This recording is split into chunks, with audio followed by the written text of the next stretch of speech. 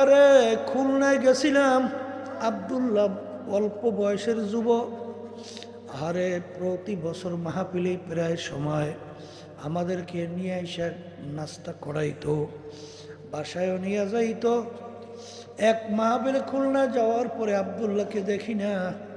আমি জিজ্ঞাসা করি, আব্দুল্লাহ কোথায়? বলে, হুজুর শোনেন নাই, আব্দুল্লাহ তো আর দুনিয়াতে না। আমি করি, আব্দুল্লাহর কি হইল? এত অল্প বয়সের খুজুর স্টক কইরা দুনিয়া থেকে বিদায় হলো। ওর লাশ যখন ঘরের বারান্দায় চকিতে আইনা রাখলো, ওর 2.5 বছরের বাচ্চা এসে আব্বা আব্বা কইয়া ডাকে। বাচ্চা বারবার এসে আব্বা আব্বা কইয়া ডাক দেয়, কিন্তু বাচ্চার ডাকে সাড়া দেয় না। বাচ্চা এক পর্যায়ে বিরক্ত হইয়া বলে, আব্বা ঘুমাইছে, আব্বার ডাকে সাড়া দেয় না। বাচ্চা চইলা গেল, কিন্তু আব্বা তো আর ডাক দেয় না। এ দুনিয়াদার পাগল আমার বাবারা, আরে যাদের জন্য ঘুষকে ঘুষ মনে করো না, সুদকে সুদ মনে করো না, পরের মাল ঠকাইয়া নিজের সম্পদ বাড়াইতে চিন্তাও করো না, চাঁদাবাজি টেন্ডারবাজি দুর্নীতি কইরা ক্ষমতার আল্লাহু আকবার দলের সঙ্গে জড়াইয়া বিভিন্ন ধরনের জুলুমে লিপ্ত হও। এই সম্পদ কার জন্য রাইখা যাও। মাঝে মাঝে একটু চক্ষু বন্ধ কইরা মুরাকাবা করো, এরপর কবরে রওনা করো। কারণ বাজার তোমার আমার আখিরাতের পুঁজি হইল নেক আমল। সেই নেক আমলের পুঁজি কি অবস্থায় আছে, এই চিন্তা যদি করতে পারো, আল্লাহর ফজল করমে দেখবা দিন আর দিন তোমার নেকের পাল্লা বাড়তে থাকবে। গুনার পাল্লার থেকে ফিরতে পারবা, আল্লাহর ফজল করবে ওই শাস্তির জায়গা জাহান্নাম থেকে আল্লাহর ফজলে মুক্তি পাবা, আল্লাহর বিভিন্ন আযাব ও গজব থেকে মুক্তি পাবা। বাজান আসলে তোমার আমার ঈমান দুর্বল, এর জন্য অনেক কথার গুরুত্ব আসে না। সাহাবায়ে কেরামদের ঈমানের অবস্থান সই না দেখো। এই জন্য তো আল্লাহ রাব্বুল আলামিন তোমাকে আমাকে বলেন, আমিনু কামা আমানান নাস, তোমরা ঈমান আনো, বিশ্বাস রাখো সাহাবায়ে কেরাম যেভাবে ঈমান আনছিল। সাহাবায়ে কেরামদের ঈমান কেমন ছিল? আসলে তুমি আর আমি তো একটু আল্লাহ টাকার মালিক বানাবার পরে, একটু আল্লাহ রাব্বুল আলামিন শিক্ষিত এলেম দান করার পরে, বড় বংশে আসার পরে, একটু শিক্ষিত বিভিন্ন ক্ষমতা সম্পন্ন দলের সঙ্গে জড়াবার পরে, বাজান জুলুম করতে মানুষের উপরে আশরাফুল মাখলুকাত কষ্ট দিতে অনেক সময় চিন্তাও করো না। আল্লাহুম্মা আমিন, আল্লাহুম্মা আমিন। আশুক নবাসদ কাশাশে তলবে আশক বেচারা নরসদ বাজায়। ও মাবুদ গো, এক ফোঁটা পানি দিয়েই বুনিয়াদমকে বানায়া এই দুনিয়াতে কয়েকদিন ঘুরাইয়া ফিরাইয়া আবার এই অন্ধকার কবরে নিয়ে যাইবেন। এই দুনিয়াতে আর কাহাকেও থাকতে দিবেন না। ভাই বলি বন্ধুরে বলি, কেউ তো আপন না। ভাবিয়া চিন্তা করিয়া দেখিলাম মাওলা, ওই অন্ধকার কবরে আপনি ছাড়া কেহ আপন হবে না। রব্বানা আতিনা ফিদ দুনিয়া হাসানাতাও ওয়া ফিল আখিরাতি হাসানাত ওয়া কিনা আযাবান নার। رب ارحمهما كما ربياني صغيرا سبحان ربك رب العزة عما يصفون وسلام على المرسلين والحمد لله رب العالمين আপনি কয়জন চারজন ছেলে হাফেজ হয়েছে কি মাইক সেটিং করছে একটার সঙ্গে আরেকটা বাড়ি খেয়ে শব্দ কি সেটিং করছে আর এত শব্দ বাড়াই কেন এই শব্দ মধ্যম আওয়াজ রাখো সব হ্যাঁ নাম বলে আমি বলতে মধ্যম আওয়াজ রাখতে আরো বাড়ায় আমাদের আজকের পাগড়ির অনুষ্ঠানে চারজন ছাত্র পাগড়ি নিচ্ছে মোহাম্মদ ফজলুর রহমান আসো পিতা সিদ্ধার্থ রহমান জুনাস কই আমার ছেলে মাশাআল্লাহ আব্দুল্লাহ আল্লাহ কবুল করুন মাশাআল্লাহ পিতা শেখ আবু সাইদ পড়াই দে এই দুইজনের প্রথম উস্তাদ ইশা হুজুর আলহামদুলিল্লাহ আসো এটা কোনটা এটা মোহাম্মদ ইয়াকুব আমার ছেলে বাবা হুজুর আপনি কায়দা সবক দিছিলেন আল্লাহ কবুল করুন মাকবর আলহামদুলিল্লাহ আসো মোহাম্মদ ওমর ফারুক আলহামদুলিল্লাহ পড়াই দাও মোহাম্মদ আওয়াজ হোসেন আরেকজন পড়াই দাও আলহামদুলিল্লাহ এই চারজনই আমাদের কুমার প্রবেশ চারজন ছাত্র আলহামদুলিল্লাহ বাকি নিচ্ছে আল্লাহ কবুল করুন আমিন আল্লাহ এদেরকে হাফেজে বা আমুল হিসেবে কবুল করে দেন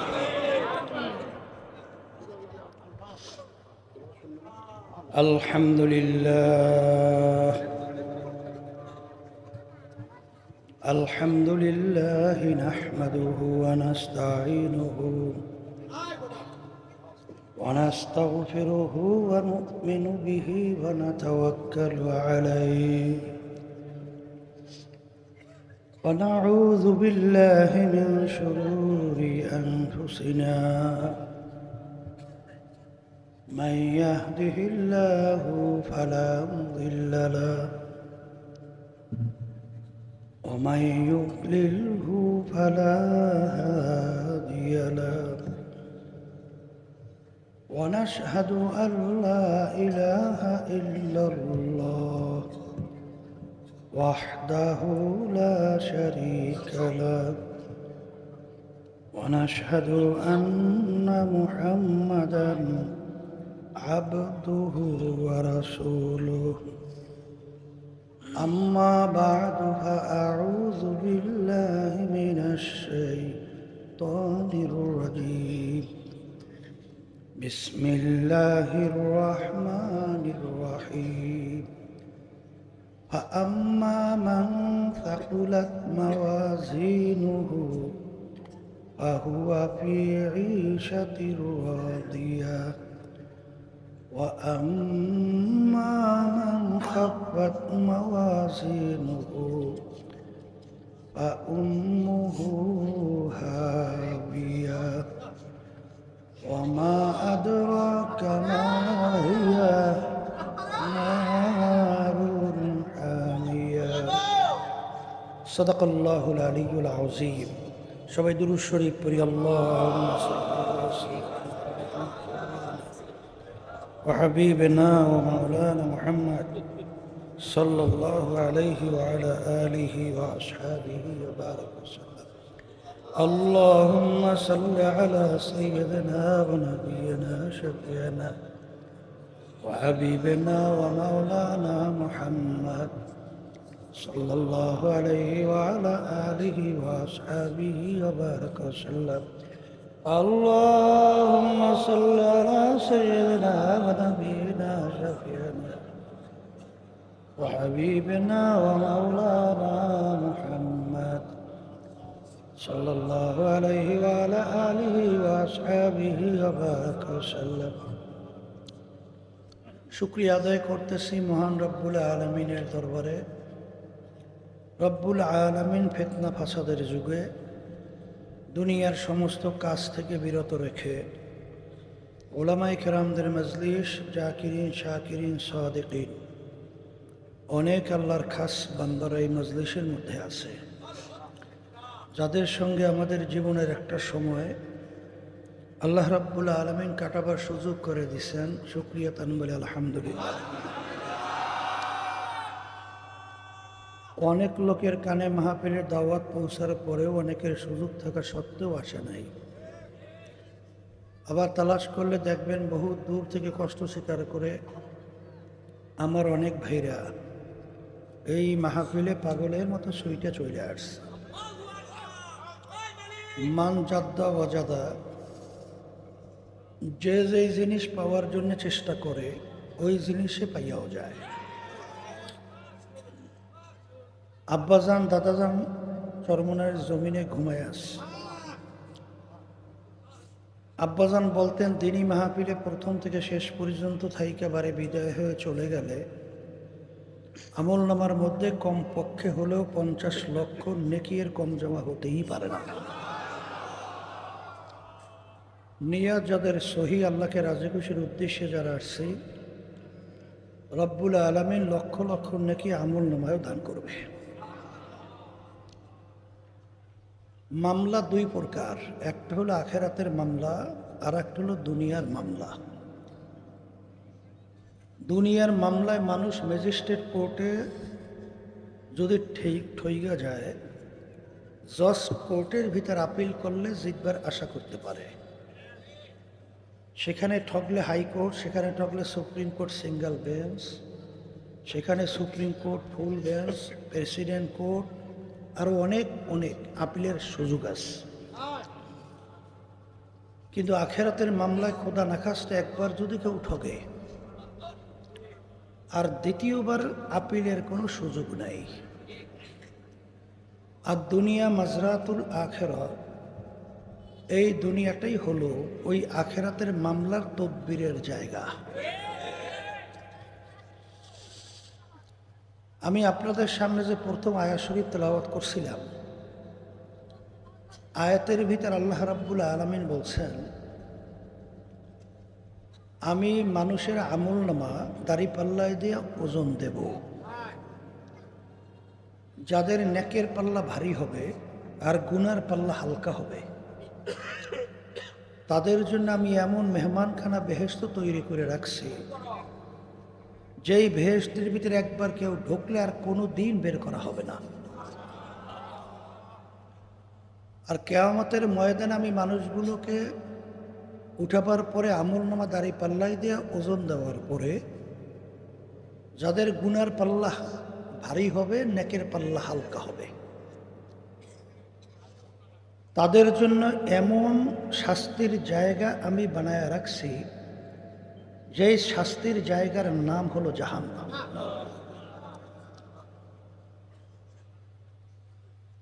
আল্লাহ রাব্বুল আলামিন আমাদেরকে চিরস্থায়ী শান্তির জায়গা বেহেশতে যাওয়ার তৌফিক দান করুন, আর জাহান্নাম থেকে আল্লাহ আমাদেরকে মুক্তি দান করুন। তবে বেহেশতে যাওয়ার জন্যে আল্লাহ রাব্বুল আলামিন শর্ত লাগাইছেন ঈমান, নেক আমল। এখন নেক আমলের পুঁজি আমাদেরকে বাড়াতে হবে, কথা ঠিক কিনা? নেক আমল পুঁজি বাড়াবার ব্যাপারে শয়তান, নফস আম্মারা, মানুষ শয়তান আমাদেরকে বাধা দেয়, বিভিন্ন কৌশলে নেক থেকে ফিরিয়ে রাখে। এই নফস আম্মারা এবং শয়তান, মানুষ শয়তান থেকে বাঁচার জন্যে এই যে চরমনের তরিকা শোনেন, সিস্তিয়া, সাবিরিয়া, এরকম আরও অনেক সহি তরিকা, পদ্ধতি, রাস্তা আল্লাহর কুতুবেরা কোরআন এবং হাদিসের ভিতর থেকে আপনার আমার জন্য তরিকার ঔষধ হিসেবে রেখে গেছে। আমাদের এই তরিকার 5টা ঔষধ আল্লাহর কুতুবেরা রেখে গেছেন পুরুষের জন্য, আর মহিলাদের জন্য 2টা ঔষধ। দাদাজান তো চ্যালেঞ্জ করে বলতেন, যারা ঠিক মতো নিয়ম অনুযায়ী সবক আদায় করবেন, তরিকার ঔষধ পালন করবেন, যদি কোনো পরিবর্তন না আসে, অর্থাৎ নেকের দিকে আপনার দেল যদি না ঝোঁকে, আমাদেরকে গালি দিয়েন। আজ পর্যন্ত আল্লাহর কুতুবদেরকে কেউ গালি দিতে পারবে না। আব্বাজান রহমাতুল্লাহি আলাই বলতেন, আপনারা নিয়ম অনুযায়ী যদি তরিকার সবক ঔষধ পালন করতে পারেন, আল্লাহর রহমতের উপরে ভরসা করে বলতে পারি, শয়তান এবং নফস আম্মারা, মানুষ শয়তান, আল্লাহর খাস মেহেরবানিতে আপনাদেরকে গুনার কাজের কাছে নিতে পারবেন না। লক্ষ লক্ষ মানুষ এই ঔষধ পরীক্ষা করে দেখছে, আল্লাহর রহমতে কেউ ঠকে নাই। দিনের দিন তাদের নেকির দিকে ঝোঁক বাড়তেছে, গুনার থেকে ফিরতে পারতেছে। কবরে কিন্তু কোনো দলাদলি নাই, কবরে কোনো দলের পরিচয়ও নাই, আর কোনো পীরেরও পরিচয় নাই।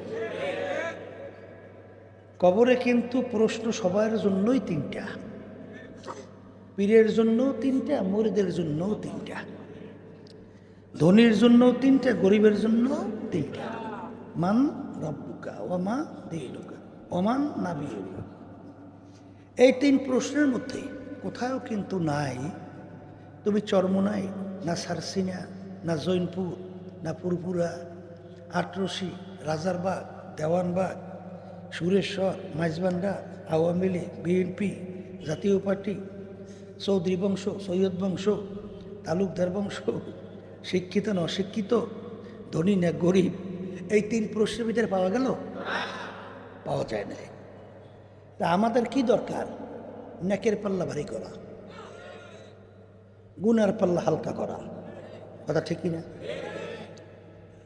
এই জন্য আব্বাজান রহমতুল্লাহ আলাই বলতেন, যারা চরমোনাইতে আসেন নিয়ম অনুযায়ী 1 থেকে 3 সবক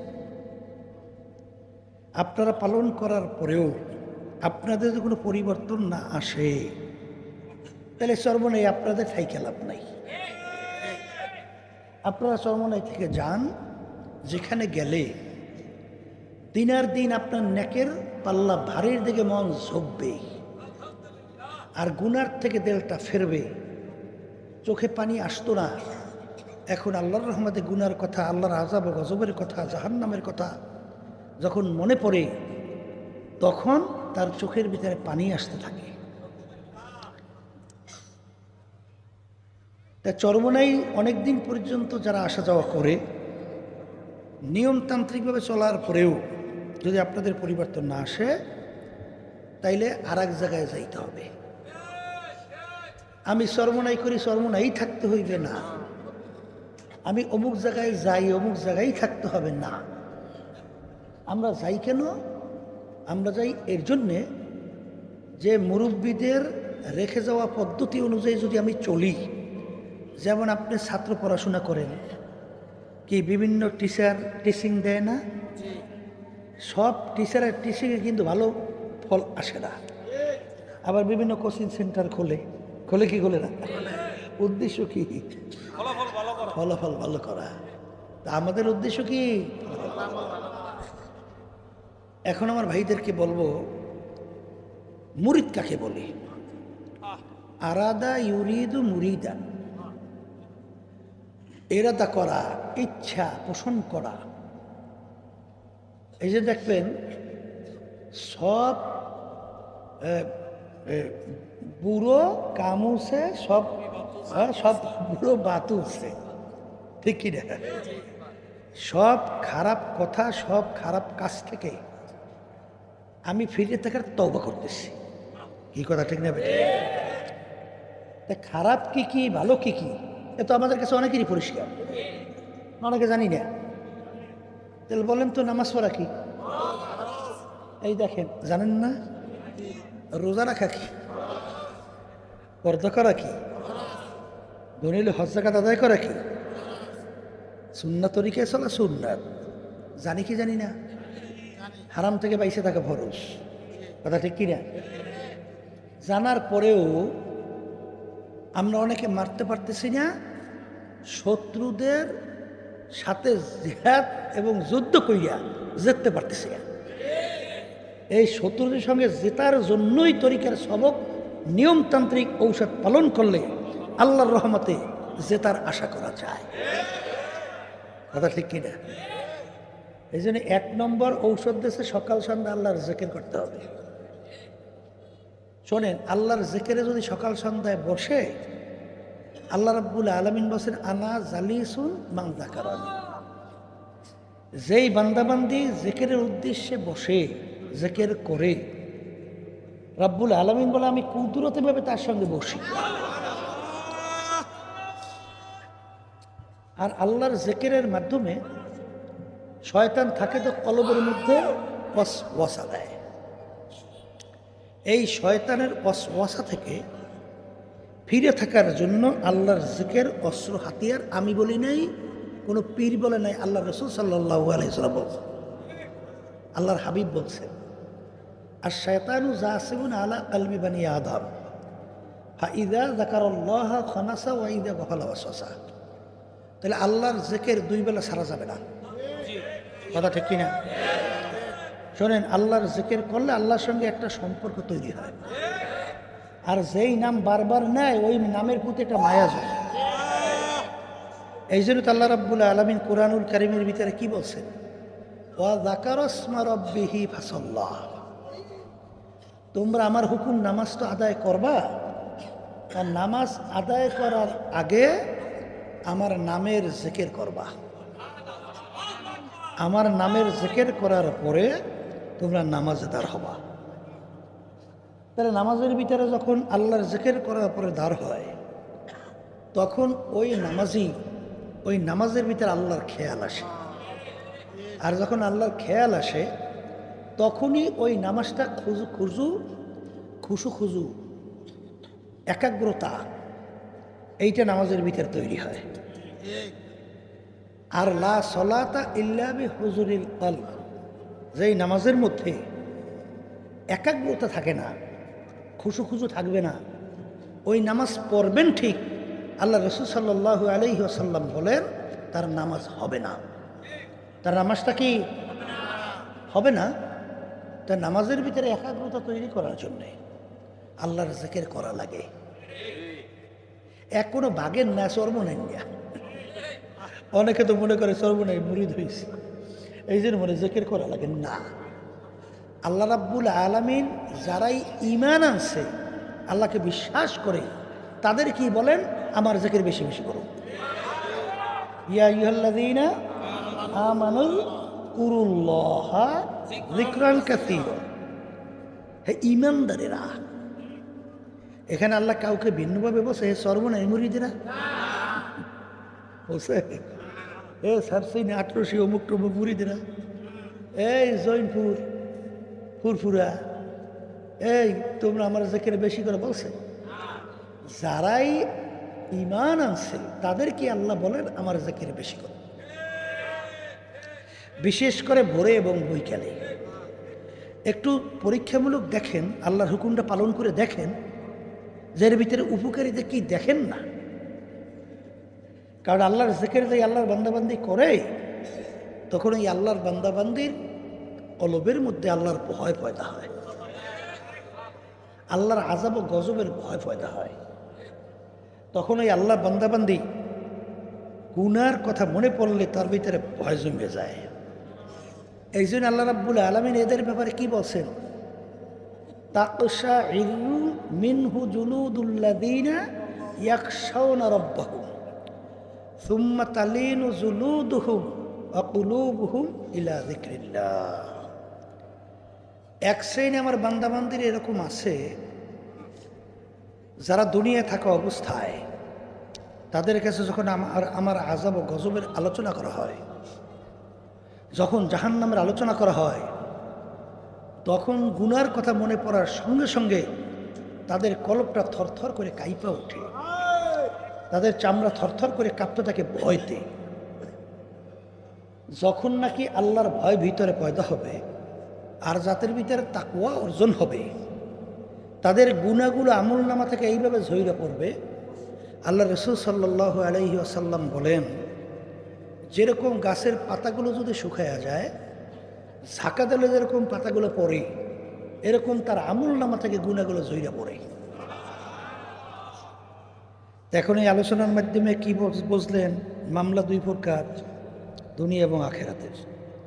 আখেরাতের মামলার পুঁজি দুনিয়া থাকা অবস্থায় কামাই করতে হবে, আর আখেরাতে নাজাত পেয়ে জান্নাতে যাওয়ার পুঁজি হইল ঈমান ও নেক আমল।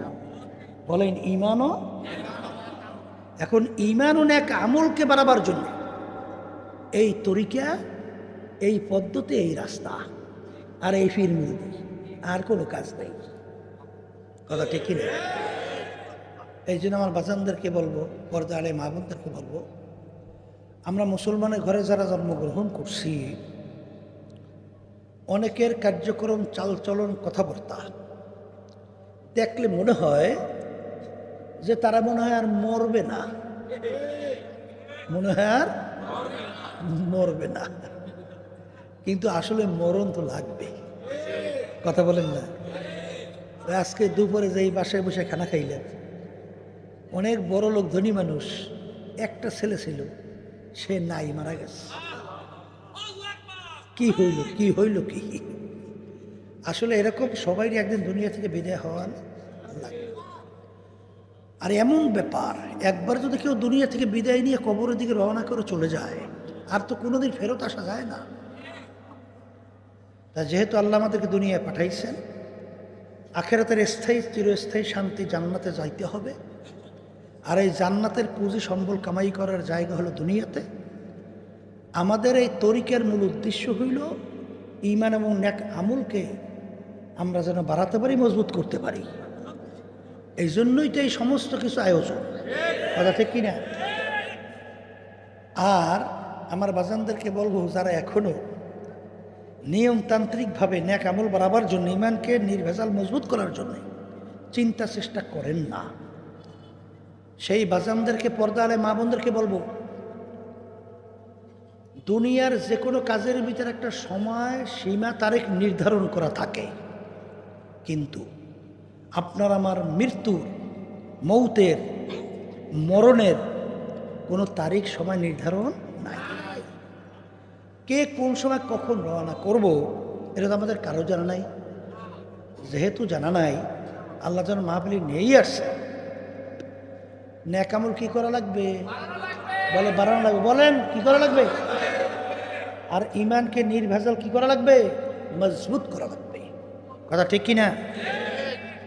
এখন নিয়ত যদি করেন, এখন আল্লাহর কাছে দোয়া করতে হবে।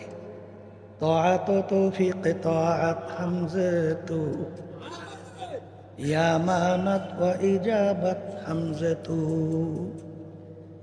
আমার দয়ার মালিক, আমি তো নিয়ত করছি ঈমানকে নির্ভেজাল করার জন্য, নেক বাড়াবার জন্য, কিন্তু শয়তান এবং নফস আম্মারা আমাকে এমনভাবে চতুর্দিক থেকে আটকায়া রাখছে, আমি তো এর থেকে পরিত্রাণ পাইতেছি না। এই জন্যই দেখবেন বড় বড় আল্লাহর ওলিদের ইতিহাস, এই যে কারিমা কিতাব সহ বহু কিতাবের লেখক আল্লামা শেখ সাদি রহমাতুল্লাহি আলাই, তিনি কারিমার শুরুই করছে, কারিমা বেবাকশা এবার হালে মা কে হাসতা মাসিরে কামন্দে হওয়া। হে আমার দয়ার মালিক, দয়াময় করে আপনি আমার দিকে একটু রহমতের নজরে তাকান। আমি তো নফস আম্মারার গোলামের, এক কথায় জিনজিরের ভিতরে, শিকলের ভিতরে, রশির ভিতরে আবদ্ধ হয়ে গেছি। এখন আমি ছুটতে পারতেছি না। দয়াময় করিয়া নফস আম্মারার জিনজির রশি থেকে আপনি আমাকে পরিত্রাণ পাওয়ার তৌফিক দান করেন। যখনই এইভাবে বান্দাবান্দি তেলটাকে খালি কইরা আল্লাহর কাছে তৌফিক চাইতে থাকবে, তখনই মালিক ওয়াদা করেন, ওয়াল্লাযীনা জাহাদু ফীনা লানাহদিয়ান্নাহুম সুবুলানা ওয়া ইন্নাল্লাহা লামাআল মুহসিনিন। হে আমার বান্দাবান্দিরা, যদি তোমরা খালেস নিয়াত কইরা আমাকে পাওয়ার উদ্দেশ্যে, আমাকে রাজি খুশির উদ্দেশ্যে, জাহান্নাম থেকে বাঁচার জন্যে, বেহেশতে চিরস্থায়ী শান্তি জায়গা যাওয়ার জন্যে যদি নিয়াত করে রাস্তায় নামতে পারো, আল্লাহ বলতেছেন যত বিপদ মুসিবত আসুক, এর অর্থ কি? শয়তান, নফস আম্মারা, মানুষ, শয়তান, যত বিপদ আসুক, আল্লাহ বলতেছেন সামনে পথ চইলা মানজেলে মকসুদে পৌঁছার জন্যে আমি তোমাদের জন্যে একটা নয় বহুত রাস্তা খুলে দেব, বহুত রাস্তা আল্লাহ কি করবে, আল্লাহ খুলে দেবেন। কিন্তু সেইভাবে আপনার আমার চেষ্টা তো করা লাগবে, চেষ্টা করা লাগবে না কলে তা কি দুনিয়ার সরকার দেখবেন মানুষগুলোকে দুইটা ভাগে ভাগ করে না, এক শ্রেণী মানুষকে সরকার দেয় বালাখাতা, ডিসি এসপি বড় বড় অফিসার, এই সম্মানিত পদ পাওয়ার জন্য তাদের কিন্তু বহুত পরিশ্রম করতে হয়েছে, বহুত পড়াশোনা করতে হয়েছে, বহু রাত্র দিন কষ্ট করতে হয়েছে, এমনকি চুল পর্যন্ত পড়িয়ে গেছে। এইবার সার্টিফিকেট পাইছে BCS cadre, FRCS, MBBS, master degree, এরকম আরও কিছু অনেক আছে না। এই ডিগ্রি অর্জন করার জন্য কষ্ট করতে হয়েছে না, এই কষ্ট করার পরেই দেখবেন সরকার তাদের জন্য পুরস্কৃত করছে, ডিসির বাংলো, এসপির গাড়ি বাড়ি, বহুত সম্মান, বহু সম্মানিত পদ, অনেক কিছু করছে না। আর এক শ্রেণী সরকার দেখবেন তাদের জন্য বানাই রাখছে জেলখানা, তাদের জন্য কি বানাইছে, জেলখানায় যাওয়ার জন্য কোনো কষ্ট মষ্ট তেমন লাগে না, লাগে কলে একটা ভালো করিয়া 500 রড লাড়ির সাইজ, ওইটার ওই একজনের মাথায় সুন্দর মতো ওই একটা ঠান্ডা মাথায় জোর একটা বাড়িয়ে দেবেন, মাথা 2 ভাগ, কি খুব বেশি কষ্ট হয়েছে না, অল্প সময়ের মধ্যেই মাথা ফাইটে শেষ। এর ভিতরে হ্যান্ডকাপ লাগছে কি লাগে নাই, কষ্ট বেশি লাগে নাই, অল্পতেই জেলখানায় যাওয়া গেছে। কিন্তু ওই পুরস্কৃত হওয়ার জন্য, পুরস্কার পাওয়ার জন্য কষ্ট করা লাগছে। তা আল্লাহ রাব্বুল আলামিন যে আপনাকে পুরস্কৃত করবে, এই পুরস্কৃত হওয়ার জন্য, পাওয়ার জন্য কষ্ট করা লাগবে। বলে হুজুর তা কি কষ্ট? 5 ওয়াক্ত নামাজ কি আরাম না কষ্ট?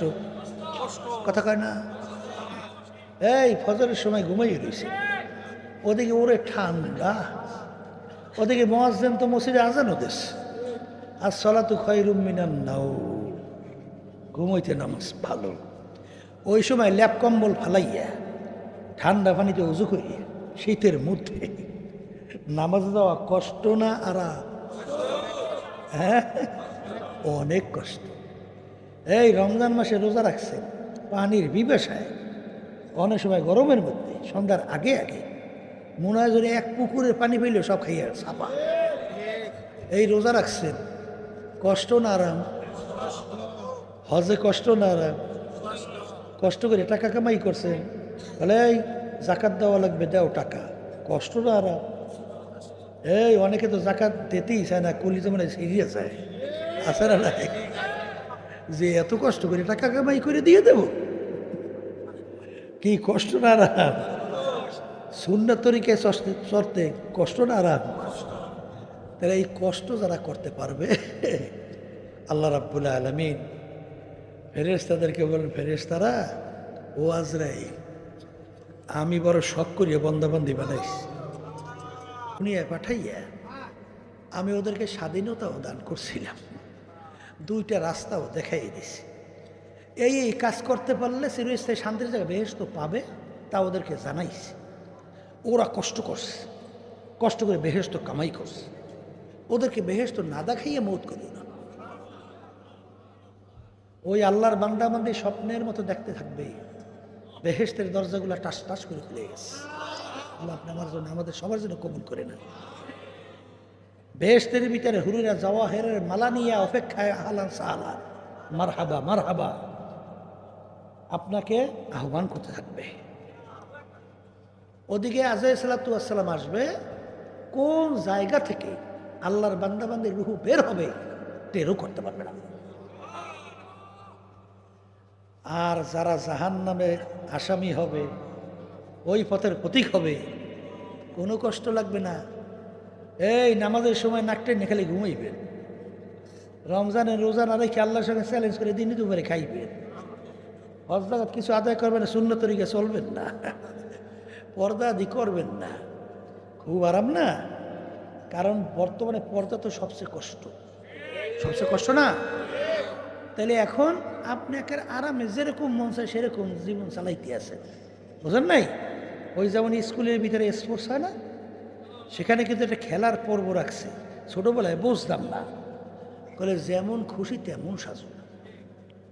কথা বুঝছেন? তাই কেউ পাগল সাজিয়ে আসে, কেউ গরু সাজিয়ে আসে, কেউ ভেড়া সাজিয়ে আসে, কেউ এই বিভিন্ন ধরনের সাজে সজ্জিত হয়।